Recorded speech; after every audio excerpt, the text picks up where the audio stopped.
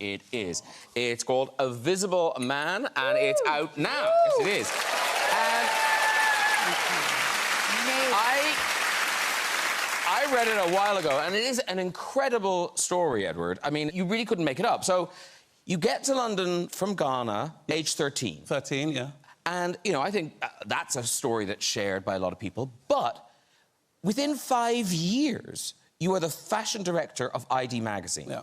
Now, where on earth does that kind of chutzpah, that confidence, where did that come from in that young Ghanaian boy? I mean, you know, it wasn't... I wouldn't even say it was confidence. It was survival. You know, we had to flee from Ghana because, you know, my dad was in the military and there was a coup, so we had to flee overnight. We came to England. I mean, we didn't know where we were. I'd never seen white people before, maybe I'd seen a couple. Yeah. So that was a shock in itself.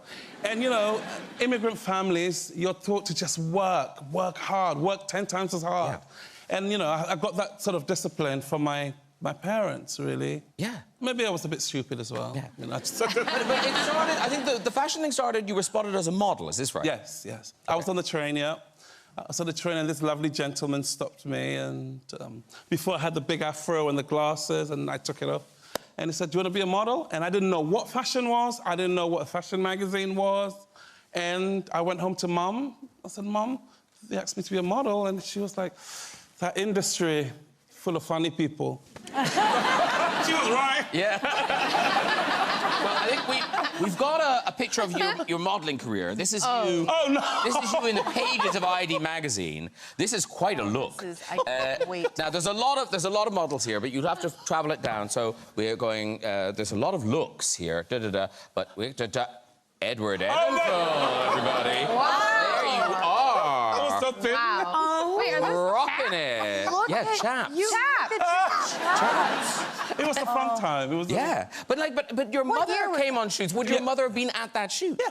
No, not this particular one, but no, she would have fainted. But she came on a few, and it was so nice because you hear stories of models being bullied. And, you know, my mum was in the corner giving you dirty looks, and nobody can give a dirty look like an African mother. Everybody knows in here. So everybody was scared. I was left alone. Because it's weird, that thing of parents, you know, your parents, Elizabeth, weren't in the business. So were they terrified when you headed off to New York to... They had no idea what was happening. I mean, truly, I graduated university and they thought, well, you're employable. Go on and live your life. And that's what I've been doing. The very first time I modeled, I got to set. I'd never, I didn't know what a set was. I didn't know what was happening. Okay, it is. I mean, you know, I think I knew, I like came out, couldn't get issues and this heartbreak along the way. But in terms of your career, it is this phenomenal trajectory till we get to today, where you're the king of the world, you know, editor of British Vogue. And I just wondered, when you got that job, that backlash that there was, or the kind of outrage, were you forewarned about that, or did it come as a shock? I mean, you know, for me, when I got the job, I didn't even realise that there would be this whole conversation in England about who was getting the job, who wasn't, and the newspapers were really having a go. You know, I was the outsider, even though I'd been in the industry since I was 18.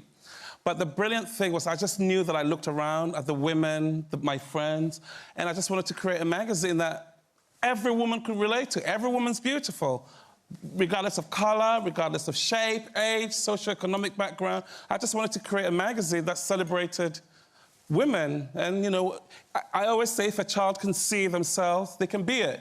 To look in the magazine and see you're represented. So for me, that's all I really wanted to do, and nothing sort of got in my way. But I took a beating for it before I started. The abortion rights, but this was